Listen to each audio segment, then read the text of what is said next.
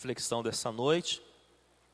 Para você também que está nos visitando ou não tem vindo com frequência, nós estávamos nessas últimas quintas-feiras ministrando à igreja sobre a epístola do apóstolo Paulo aos Filipenses. É uma epístola pequena, ela possui 4 capítulos apenas, e nós pregamos sobre cada capítulo nas últimas quintas-feiras, nas 3 últimas.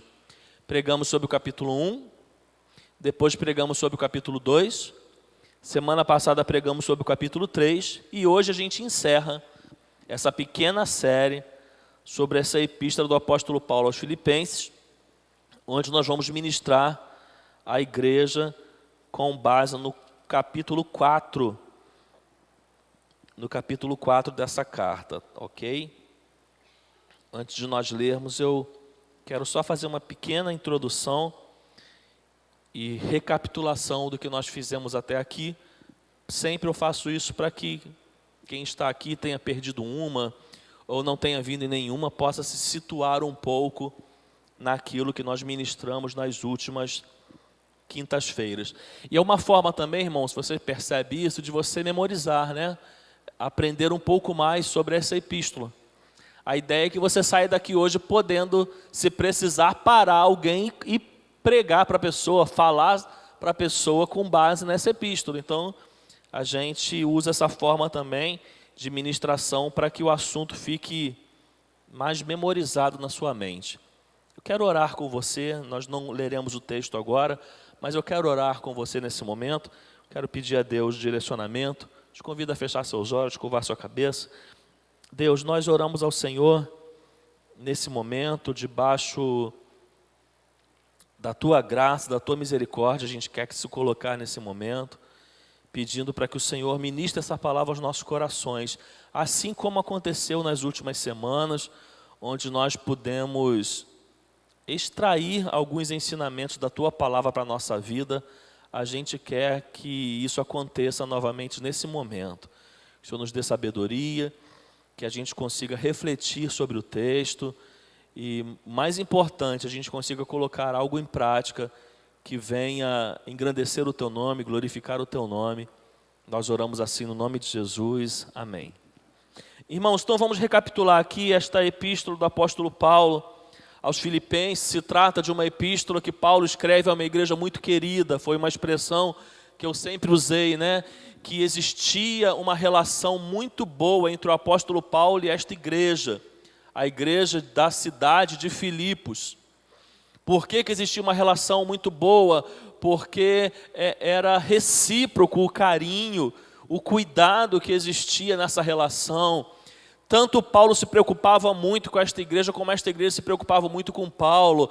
Ela enviava os auxílios necessários que Paulo necessitava. Ela era uma igreja que intercedia por Paulo, era uma igreja que abençoava Paulo de diversas formas.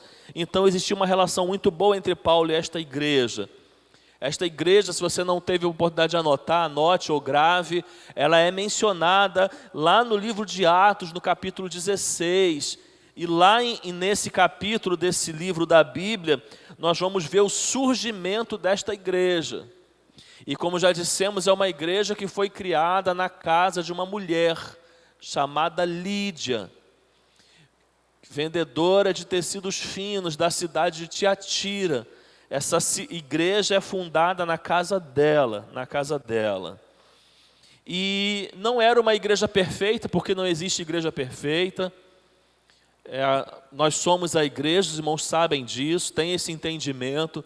E desde o momento que nós somos a igreja não é perfeita, a igreja é imperfeita.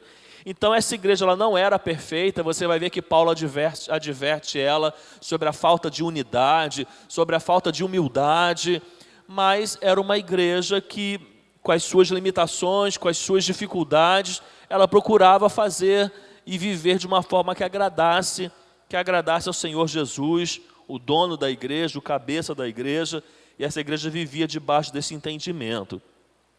Então os irmãos vão perceber que, embora seja uma única carta, o apóstolo Paulo ele aborda alguns assuntos em cada capítulo, conforme a carta é dividida aqui. E no primeiro capítulo nós vimos que o apóstolo Paulo dá uma ênfase maior ao sofrimento. Ao sofrimento. Por quê? Porque ele estava preso, porque ele sofria, por ter feito a decisão, a escolha de ser um seguidor de Cristo. Os irmãos sabem que Paulo, antes de ser um cristão, ele era alguém que perseguia a igreja. E desde o momento que ele decide essa mudança de vida, ele passa a viver muitos sofrimentos em prol do Evangelho. Ele escreve à igreja falando sobre sofrimento. Mas os irmãos vão perceber que Paulo não fica se lamentando, que Paulo não fica se fazendo de coitadinho, Paulo não fica se fazendo de vítima, embora estivesse sofrendo. Ele menciona para a igreja que o sofrimento que ele tem vivido, e assim era o entendimento dele, estava glorificando o nome de Deus. E se o nome de Deus estava sendo glorificado, era isso que importava. E aí ele usou algumas expressões. Olha, enquanto eu estou preso, tem gente pregando o Evangelho. Talvez se eu estivesse solto, essas pessoas não estariam pregando. Então o que tem me acontecido, ele vai mencionando, são palavras dele, tem sido para a glorificação do nome de Deus. E aí nós tentamos aplicar isso para a nossa vida, né? Porque esse é o intuito da palavra de Deus. A gente não pode só apresentar a palavra de Deus como estudo.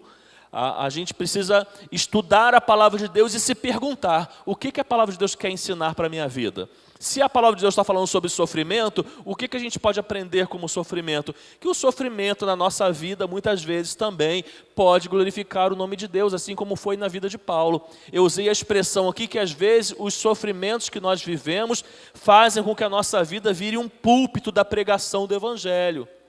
Porque a gente sabe a diferença, irmãos, entre o falar e o viver, em várias áreas da vida. Quem nunca disse ou nunca ouviu essa expressão, falar é fácil, viver que é difícil. Na vida cristã também isso se aplica. Muitas vezes o falar é fácil, mas o viver que é difícil. Então é quando a gente vive as dificuldades, vive os momentos difíceis da vida, e a nossa vida dá um bom testemunho, isso glorifica o nome de Deus. A gente falou um pouco sobre isso no capítulo 1. No capítulo 2, irmãos, o tema central foi a unidade. O que é a unidade? A qualidade de ser um. Embora você seja múltiplo, você procure viver de forma em que todos tenham o entendimento de que somos um. E aí Paulo vai falando sobre a unidade. Aí ele entra num ponto onde ele começa a advertir a igreja. Olha, falar contra o comportamento dos irmãos, convidar os irmãos à humildade, seja a atitude de vocês a mesma de Cristo Jesus, que embora sendo Deus, não usurpou de o ser igual a Deus, mas esvaziou-se, e ele vai chamando a igreja para que a igreja viva a unidade.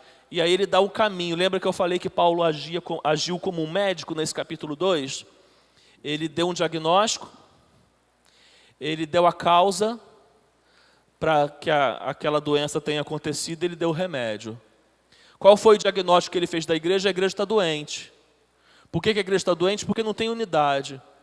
Porque cada um vive como quer, cada um se acha melhor que o outro. Então esse foi o diagnóstico. E aí Paulo, ele vai dando a causa disso tudo ter acontecido. E aí depois ele vem e dá o remédio, ele dá o caminho para que a igreja viva a unidade. Qual foi o caminho? A humildade. Aí nós falamos sobre a humildade, que a importância da humildade na vida cristã, que você não deve pensar que humildade é uma característica que o seu irmão tem e você se contente em não ter, porque aquele que segue ao Senhor Jesus, ele precisa ser humilde. A gente falou, se você não tem essa marca na sua vida, você precisa orar a Deus. Deus, me ajuda a ser humilde. Me ajuda a trabalhar isso. Eu não quero ser alguém soberbo, não quero ser alguém arrogante. Eu sou um servo teu, eu sou um filho seu. Eu quero viver a unidade.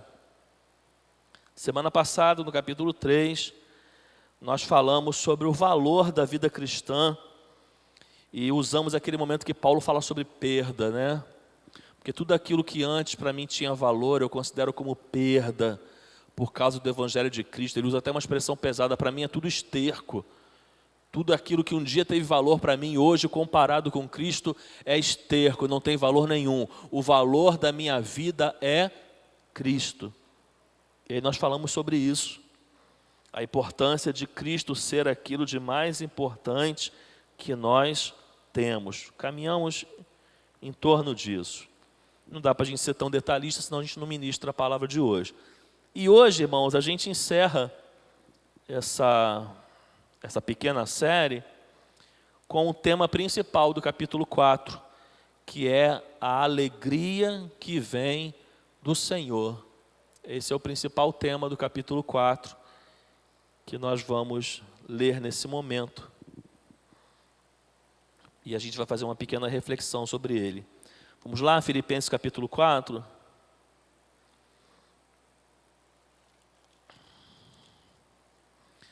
Portanto, meus irmãos, a quem amo e de quem tenho saudade, vocês que são a minha alegria e a minha coroa, permaneçam assim firmes no Senhor, ó amados. O que eu rogo a Evódia e também a Sintique, se você um dia for ter um filho e estiver em dúvida do que nome colocar no seu filho, na sua filha, perdão, tá aí 2 sugestões, tá?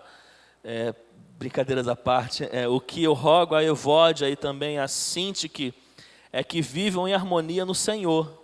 Sim, e peço a você, leal companheiro de jugo, que as ajude, pois lutaram ao meu lado na causa do Evangelho, com Clemente e meus demais cooperadores. Os seus nomes estão no livro da vida. Alegrem-se sempre no Senhor. Novamente direi, alegrem-se. Vamos falar o versículo 4 juntos? Alegrem-se sempre no Senhor.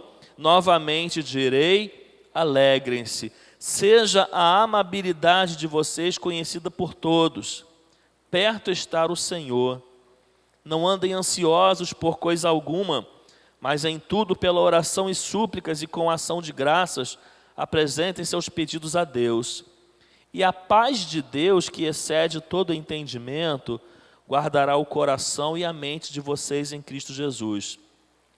Finalmente, irmãos, tudo que for verdadeiro, tudo que for nobre, tudo que for correto, tudo que for puro, tudo que for amável, tudo que for de boa fama, se houver algo de excelente ou digno de louvor, pensem nessas coisas. Ponham em prática tudo o que vocês aprenderam, receberam, ouviram e viram em mim, e o Deus da paz estará com vocês. Alegro-me grandemente no Senhor, porque finalmente vocês renovaram o seu interesse por mim. De fato, vocês já se interessavam, mas não tinham oportunidade para demonstrá-lo. Não estou dizendo isso porque esteja necessitado, porque aprendi a adaptar-me em toda e qualquer circunstância. Eu sei o que é passar necessidade e sei o que é ter fartura. Eu aprendi o segredo de viver contente em toda e qualquer situação, seja bem alimentado, seja com fome, tendo muito ou passado necessidade.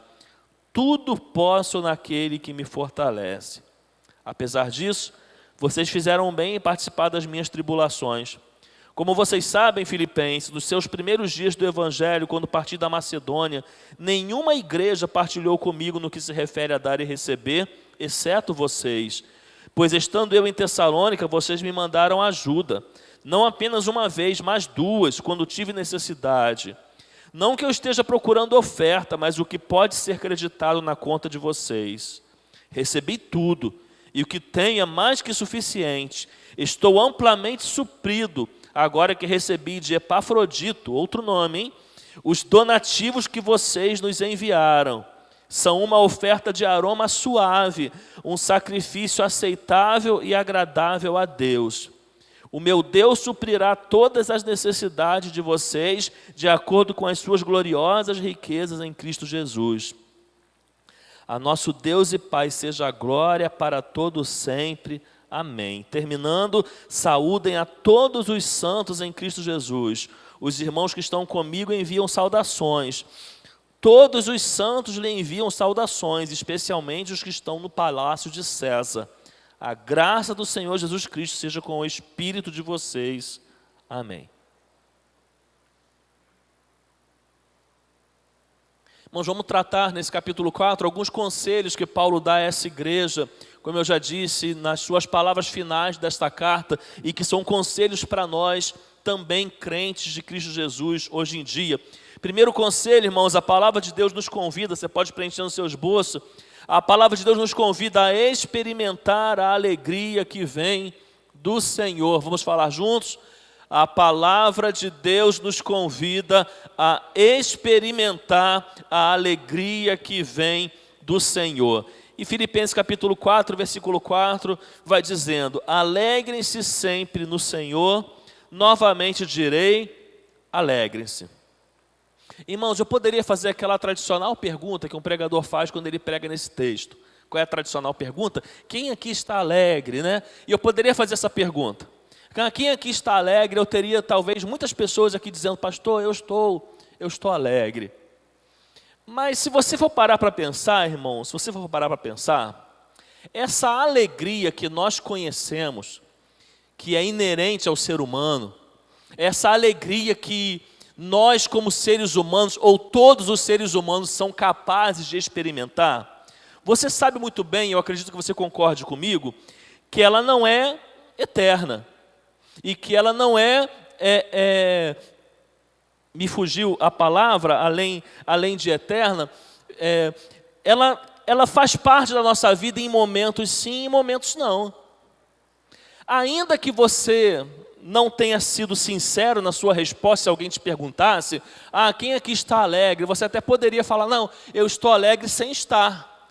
Por quê? Porque nós, seres humanos, experimentamos de uma alegria que nós sabemos muito bem que tem momentos que nós podemos estar alegres e tem momentos que nós podemos não estar alegre. Então, se eu fizesse a pergunta: quem aqui está alegre? E alguém respondesse: pastor, eu não estou. A pessoa não tem que ser crucificada ou questionada porque ela disse: eu não estou alegre. Ou tem alguém aqui que dentro desse âmbito humano, daquilo que nós como seres humanos sabemos o que é alegria, ou tem alguém aqui que possa dizer que durante a sua vida inteira e durante todos os seus momentos você esteve e está alegre? Não. A gente se entristece. A gente tem hora que a gente não está alegre. As circunstâncias inúmeras que são, elas podem roubar essa nossa alegria. Mas aí é interessante, e eu tenho certeza que os irmãos entendem isso, quando a palavra de Deus e quando o apóstolo Paulo fala a esta igreja sobre a alegria que vem do Senhor, irmãos, nós não estamos falando dessa alegria que todo ser humano conhece. Nós precisamos entender isso. Uma coisa é a alegria inerente ao ser humano, que todo ser humano conhece, que tem momento que ele está triste, tem momento que ele está alegre, e tem momentos que ele está muito de bem com a vida, e tem momentos que nem tanto, mas a alegria que a palavra de Deus nos apresenta, a alegria que o apóstolo Paulo se refere ao falar com a igreja, não é a alegria que todos nós, seres humanos, conhecemos. Ele fala da alegria que vem de Deus. A alegria que vem de Deus, irmãos, é aquela alegria que ela é gerada pelo Espírito de Deus em nós. Voltando um pouquinho ao entendimento da fé cristã, que todos nós temos, que um dia nós cremos nesse Evangelho, um dia nós aceitamos a Cristo, um dia nós recebemos o Espírito Santo de Deus em nós. É o meu relacionamento com esse Espírito Santo, que é o Espírito de Deus, que faz com que em determinadas circunstâncias da minha vida eu possa contar com essa alegria, que não é a alegria terrena, que não é a alegria que conhecemos, é uma alegria que vem de Deus. E você vai entender isso ao longo da mensagem. Mas pastor, que alegria é essa? Quero dizer para você, iniciar dizendo que alegria é essa, falando de algumas pessoas e personagens da Bíblia que experimentaram essa alegria. Por exemplo, irmãos, olha, Ana experimentou a alegria que vem do Senhor. Você conhece a história de Ana? Quem foi Ana, irmãos? Vamos participar aqui um pouquinho. Quem foi Ana? Esposa de Eucana, mãe de quem? Mãe de Samuel. E você não precisa abrir sua Bíblia, mas se você for ler lá no capítulo 1 de 1 Samuel, você vai ver que Ana tinha um desejo, tinha um sonho que roubava a sua alegria, porque ela não conseguia realizar esse sonho. Era o sonho e o desejo de ser mãe. E você sabe muito bem, como eu disse, as circunstâncias roubam essa nossa alegria na perspectiva humana, e a não realização desse sonho roubava muitas vezes a alegria de Ana. Então tinha muitas vezes que Ana estava chorando, tinha muitas vezes que Ana estava amargurada, tinha muitas vezes que Ana não estava contente. E se ela chegasse num culto como esse, num determinado dia daquele, e alguém perguntasse, quem está feliz aqui, levanta a mão, Ana não levantaria a mão. Porque ela fala, eu não estou feliz, eu não estou contente. Mas vai dizendo lá a história que certa vez, como prática que a sua família tinha de ir ao templo, oferecer sacrifícios ao Senhor, ela se ajoelhou, ela se colocou diante do templo e começou a orar, orar, orar e orar ao Senhor. E vai dizendo a Bíblia que o sacerdote Eli, vendo aquela mulher balbuciando algumas palavras, repreendeu ela, pensou que ela tivesse até embriagada, julgou mal a atitude dela, mas ela diz para ele por que ela estava chorando, ela diz para ele por que ela estava triste, e o sacerdote Eli diz essas palavras assim para Ana, olha, vá em paz, e que o Deus de Israel lhe conceda o que você pediu. E ela disse, espero que seja benevolente para com a tua serva. Então ela seguiu o seu caminho, comeu, e seu rosto já não estava mais abatido. Então você vai ver que teve um momento, irmãos, que a despeito das circunstâncias terem roubado essa alegria que é inerente ao ser humano, Ana procurou o Senhor, Ana se ajoelhou diante do Senhor, Ana chorou diante do Senhor, Ana falou com o Senhor por intermédio do sacerdote, e quando ela saiu daquele lugar, ela já saiu fortalecida, porque ela havia ali experimentado a alegria que vem do Senhor. Davi, irmãos, experimentou a alegria que vem do Senhor. E a vida de Davi é muito ampla, mas eu quero trazer à sua memória o que a Bíblia, lá em 1 Samuel, capítulo 30, narra a respeito de Davi. Você não precisa abrir sua Bíblia também, mas eu vou te contar o que acontece ali. Teve um momento que Saul estava perseguindo o Davi, você sabe que isso faz parte da história de Davi. E teve um momento que ele até se debandou para o lado dos filisteus, para poder fugir de Saul. E nesse contexto, irmãos, Davi estava liderando aproximadamente 600 homens. Davi estava liderando aproximadamente 600 homens. E a família desses 600 homens, imagina quantas pessoas... A família desses 600 homens estava acampada em um lugar chamado Ziclag. Então Davi e esses homens deixaram as mulheres e crianças ali para poderem ir guerrear. Não sei se faltou a estratégia correta, não sei se eles deram mole, o que aconteceu, mas o fato é que quando Davi saiu com esse exército para ir guerrear, um exército inimigo chegou lá em Ziclag, e levou todas as mulheres e todas as crianças como escravo, levaram embora. Quando Davi volta da guerra com seus 600 homens e chega naquele acampamento, o que ele encontra? Ele encontra fogo, ele encontra as casas tudo queimadas, e eles não encontram mulher e crianças nenhuma. E naquele momento, qual é o entendimento que ele tem? O que aconteceu com as mulheres? O que aconteceu com as crianças? Morreram. Mataram todos, nós não temos mais famílias. A Bíblia diz, irmãos, que aqueles homens que eram liderados por Davi queriam matá-lo. Porque nas horas de aperto, em quem se coloca a culpa, característica do ser humano, no líder. E naquele momento, o que aqueles homens fazem a leitura? Que o incompetente tinha sido quem? Davi, queriam matá-lo, perdão. A Bíblia diz, irmãos, que Davi e seus homens, a Bíblia usa essa expressão, olha que interessante, choraram até perderem as suas forças. Não sei se um dia você chorou até perder sua força. Mas a Bíblia diz que Davi e seus homens choraram até perderem as suas forças. Mas em seguida, irmãos, a palavra completa, que é o contexto que eu estou colocando aqui na nossa reflexão, que Davi buscou ao Senhor e se fortaleceu no Senhor. Então Davi foi alguém que experimentou a alegria que vem do Senhor.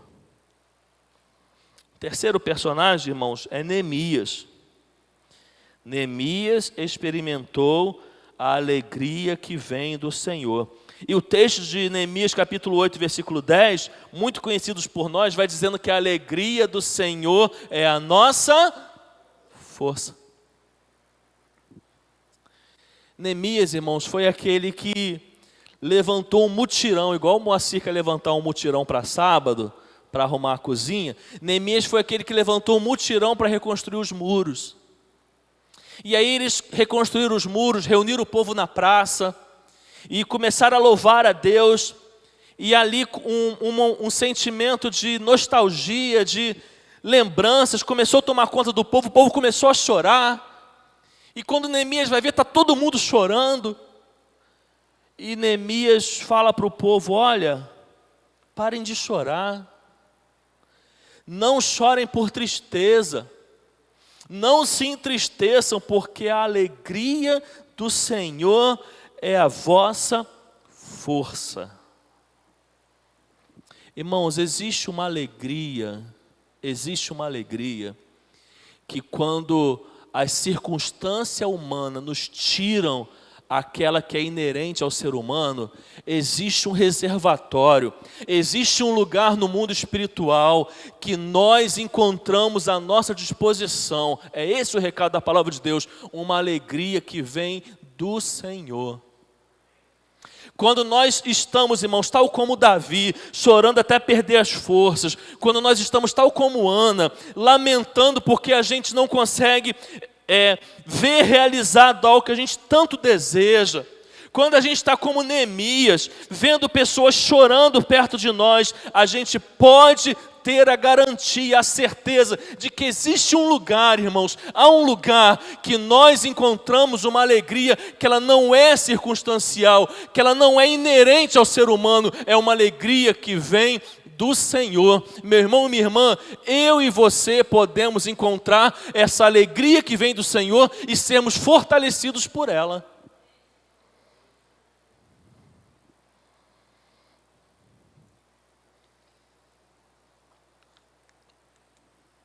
A palavra do Senhor, irmãos, nesse último capítulo de Filipenses, nos convida a experimentar a alegria do Senhor em toda e qualquer situação. Vamos falar juntos? A palavra do Senhor nos convida a experimentar a alegria que vem do Senhor em toda e qualquer situação.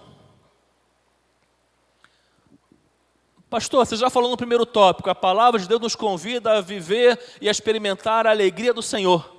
Agora você fala, a palavra de Deus nos convida a experimentar a alegria do Senhor em toda e qualquer situação. Não está repetitivo o tópico? Não, irmãos, não está. Sabe por quê? Porque tem área da nossa vida que a gente é até capaz de não se abater, buscar o Senhor e encontrar essa alegria que vem do Senhor e ser fortalecido pelo Senhor, mas existem muitas vezes circunstâncias na nossa vida que muitas vezes a gente ainda não consegue experimentar e chegar nessa alegria que vem do Senhor, e a gente só fica na perspectiva humana. Talvez você consegue buscar ao Senhor e ser fortalecido em uma área da sua vida, mas tem aquela área que quando aquela área está mal, você não encontra forças para buscar essa alegria que vem do Senhor e você não consegue romper essa barreira. Então, a palavra de Deus nos convida não só a viver e a experimentar essa alegria, como a viver e a experimentá-la em toda e qualquer situação. Interessante, irmãos, quero destacar algo aqui. Percebe que Paulo vai escrevendo à igreja falando assim, olha, eu sei o que é ter muito, eu sei o que é ter pouco, eu sei o que é ter isso, eu sei o que é não ter. Aí ele usa a expressão, porque eu já aprendi a viver contente em toda e qualquer situação. Qual a expressão que ele usa, irmãos? Porque eu já aprendi. A gente usa essa expressão quando, irmãos? Quando antes eu não conseguia e agora eu já consigo. Quando antes eu me via não sendo capaz e agora eu já me vejo conseguindo fazer.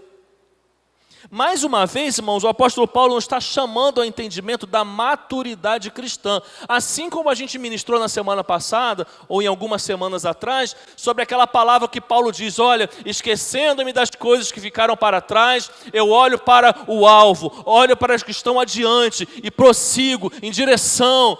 Paulo vai falando que ele não esquece o que está para trás, ele olha para frente. A gente trouxe para o nosso contexto a importância da gente não focar os nossos olhos e nem superestimar as coisas, as circunstâncias, mas a gente continuar a vida cristã sempre olhando para Cristo, que é o alvo, e que isso é resultado de maturidade cristã. Aqui, irmãos, é mais um resultado de maturidade cristã. É quando você pode dizer na sua vida cristã, tal como Paulo, olha, eu já aprendi. Há um tempo atrás eu não sabia. Sabe, há um tempo atrás era acontecer isso, acabava comigo. Eu não tinha mais alegria para adorar, eu não tinha mais alegria para ir à igreja, eu não tinha mais alegria para servir ao Senhor. Mas agora é diferente, a minha vida cristã tem caminhado, eu tenho crescido, eu tenho amadurecido. E agora eu posso dizer, eu já aprendi a viver contente em toda e qualquer situação. Irmãos, a palavra de Deus está nos convidando, está nos dizendo que tem um degrau que a gente é convidado a subir. Que tem uma caminhada que a gente é convidado a percorrê-la, e que é essa caminhada, que é esse degrau que vai trazer maturidade na nossa vida, para que a gente possa dizer, tal como Paulo, olha, eu já aprendi.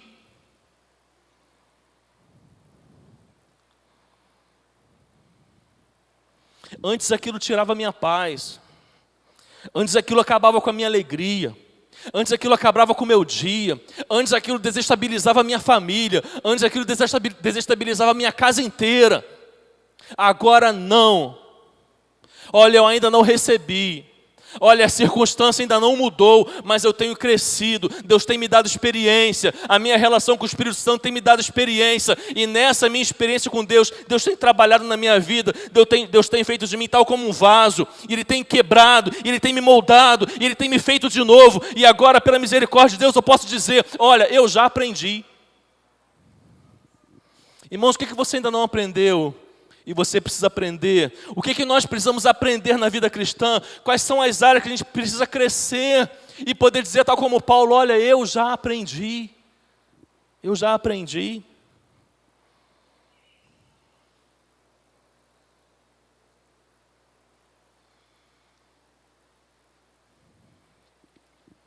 Então, irmãos, nós não somos só convidados a vivermos e experimentarmos a alegria do Senhor.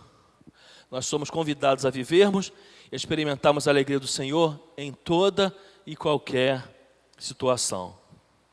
Terceiro conselho, irmãos, que essa epístola nos apresenta é que a palavra de Deus nos convida a encher nossa mente com as coisas boas. Vamos ler juntos?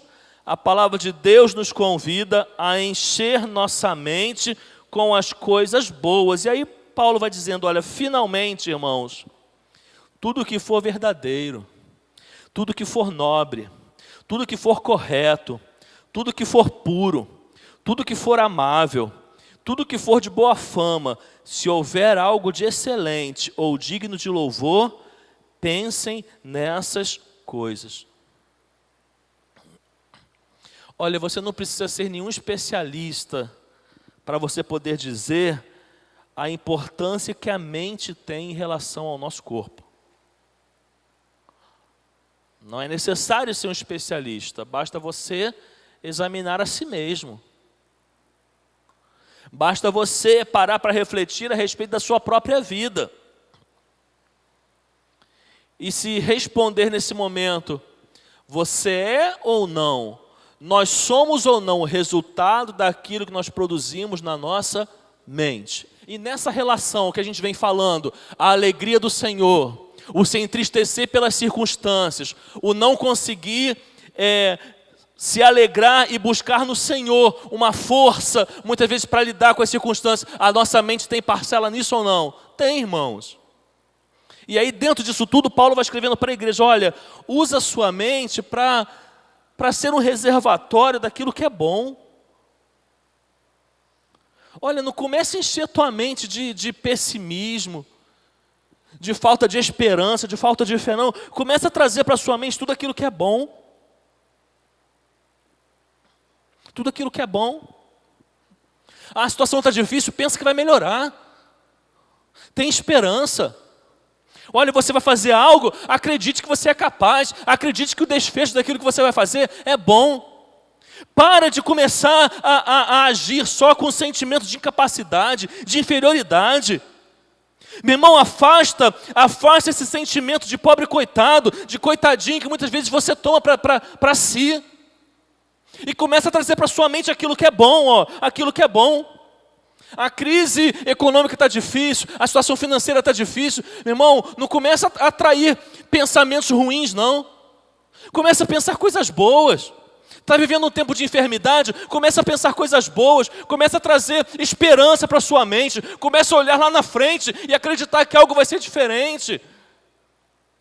Isso tudo vai ajudar para que quando você chegue diante do Senhor, tal como Ana, tal como Davi, você seja fortalecido pelo Senhor, você seja renovado pelo Senhor. Mas afaste da sua mente as coisas ruins. Faça como Jeremias. Todavia, lembro-me também do que me pode dar esperança. Em outras traduções, então eu quero trazer à memória aquilo que pode me dar esperança. Graças ao grande amor do Senhor é que não somos consumidos, pois as suas misericórdias são inesgotáveis. E aí Paulo, dentro disso ainda, ele completa, olha, não andem ansiosos por coisa alguma, mas em tudo, pela oração e súplicas, e com ação de graças, apresentem seus pedidos a Deus. Heron, essa mensagem não pode ir para a rede social, a não ser que você corte o que eu testemunhei da família lá de baixo, tá? Não andem ansiosos por coisa alguma, mas em tudo pela oração e súplicas e com ação de graças, apresentem seus pedidos a Deus. E a paz de Deus, que excede todo entendimento, guardará os seus corações e as suas mentes em Cristo Jesus. Porque quando Paulo fala sobre não encher as coisas, a mente com coisas ruins, ele fala sobre ansiedade?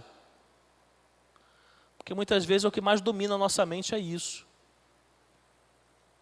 A ansiedade, irmãos, é a doença do século. Meu trabalho de conclusão de curso com o bacharel em teologia, irmão, sabe, foi sobre a depressão. E muito, estudei e li sobre a ansiedade como um dos principais fatores para desenvolver a depressão na pessoa.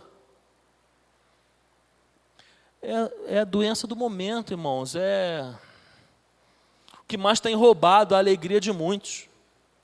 É quando, ao invés da gente conseguir se preocupar e pensar no hoje, a gente quer adoecer pelo amanhã. O amanhã nem chegou. E quando ele chegar, talvez já chegue junto às providências de Deus. E a gente está hoje adoecendo pelo amanhã. Quero compartilhar uma coisa que é importante também dizer, olha, não é porque você em algum momento se veja ansioso que você está doente, não. Nós não falamos que a tristeza, a alegria é inerente ao ser humano, a ansiedade também é. Você vai começar no novo emprego, é normal que você fique ansioso. Você vai passar por uma cirurgia, você vai fazer alguma coisa que não é da sua rotina, é normal que você fique ansioso. Eu não estou falando disso. A palavra de Deus não está falando disso. A palavra de Deus está falando, irmãos, daquela ansiedade que desestabiliza a gente. Daquela ansiedade que consome a gente. Daquela ansiedade que domina a gente. É sobre isso. que a palavra de Deus está falando, que o apóstolo Paulo está falando da igreja. Olha, busque a alegria do Senhor em qualquer circunstância. E se a circunstância nesse momento está difícil, olha, não andem ansiosos, não deixe que ela te domine.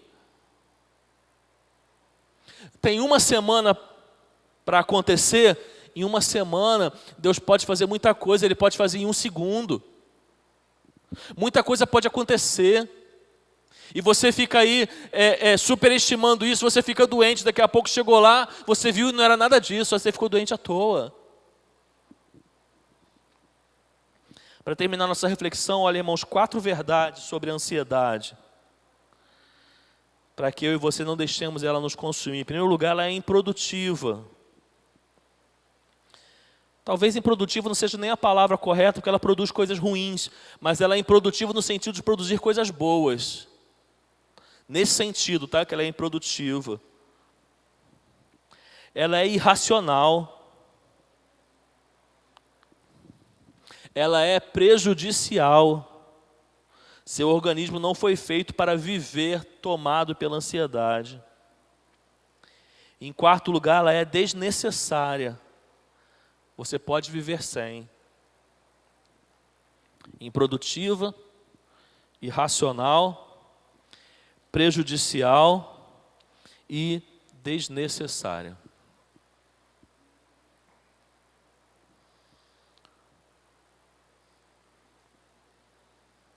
Qual é a conclusão final, irmãos, dessa palavra?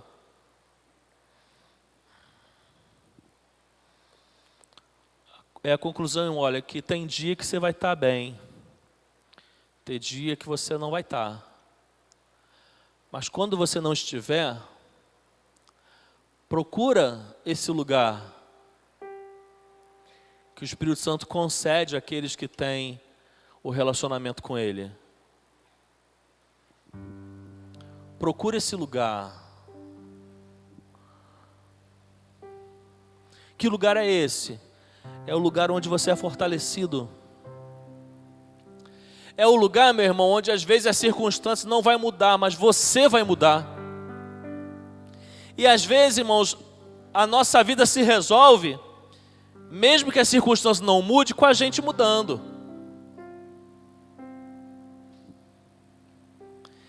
Então a palavra de Deus está nos ensinando que existe um lugar que a gente pode encontrar essa força do Senhor, esse renovo do Senhor. E isso inundar a nossa vida, inundar o nosso ser, ao ponto que você olhe para a sua circunstância e você sinta, mas ela não te domina, ela não te paralisa.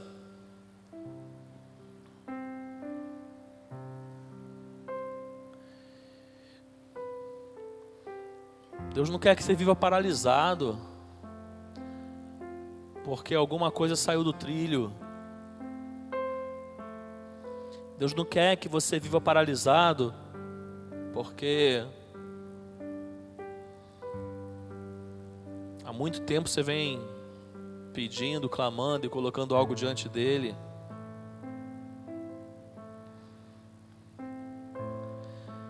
Deus quer que você encontre nele a alegria e o combustível que você precisa para viver. Para viver.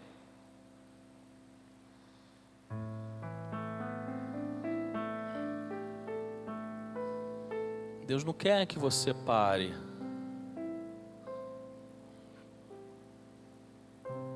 Por quê, irmãos? Porque ventos vêm e vão. Tempestades vêm e vão, chuvas vêm e vão. Olha, daqui a pouco essa passa e você vai ter aprendido com ela. E se lá na frente vier outra, você também supere, e assim a gente caminha. Mas o que é mais importante, irmãos, e é isso que é a boa nova, né, do Evangelho, é que a gente tem ao nosso alcance. A gente tem ao nosso alcance essa opção. Sabe, é como se Deus estivesse convidando a gente, olha, sai do âmbito terreno. As coisas aí estão dando errado, sai do âmbito terreno, entra no âmbito espiritual. No âmbito terreno, a sua alegria é circunstancial. No âmbito terreno, ela é ultra circunstancial. No âmbito terreno, a alegria que você conhece é a que é inerente ao ser humano. No âmbito espiritual, a alegria que você conhece é aquela que é dada pelo meu Espírito, pelo Espírito de Deus. É como se Deus estivesse nos convidando, olha, tem momentos que você precisa se desligar, sair da atmosfera terrena e entrar na atmosfera espiritual, entrar numa atmosfera que vai te dar e produzir em você a alegria que vem do Senhor. Olha, irmãos, tem momento que o abraço e a palavra do pastor não resolve, tem momento que o consolo do cônjuge não resolve, tem momento que a maior demonstração de carinho e afeto que um ser humano possa nos dar não resolve. É nesse momento que você precisa da alegria que vem do Senhor. É quando ninguém te basta, o Senhor te basta. É quando ninguém te completa que o Senhor te completa. É quando ninguém consegue te trazer a paz que você precisa, o Senhor consegue te trazer a paz que você precisa. São nesses momentos, e é isso que o apóstolo Paulo está escrevendo para essa igreja, que a gente precisa buscar a alegria que vem do Senhor. Olha, talvez esteja caminhando tudo bem na sua vida, graças a Deus, mas que você saia daqui com esse entendimento. Se em algum momento a coisa apertar, procura no Senhor o consolo, o conforto, o renovo, a esperança. Não procure em homens. Não pensa que ela está em você. Não queira se bancar o super-herói achando que você é o forte. Não, meu irmão, procura no Senhor. Procura no Senhor. Paulo encerra essa carta agradecendo mais uma vez o cuidado que essa igreja teve com ele. E ele vai falando, irmãos, a gente vai sair um pouquinho do assunto agora, mas eu já estou encerrando. Ele vai falando, olha, teve momento que igreja nenhuma fez algo por mim, exceto vocês. E Paulo termina mais uma vez esta carta nos ensinando que nós precisamos, como igreja, viver o princípio da generosidade, o princípio da bênção, que também falamos aqui enquanto ministramos essa série há semanas atrás. O que falta na sua vida para você ser generoso? Eu sei que eu estou saindo do tema principal da mensagem, mas é como a carta termina. O que falta na sua vida para você ser generoso?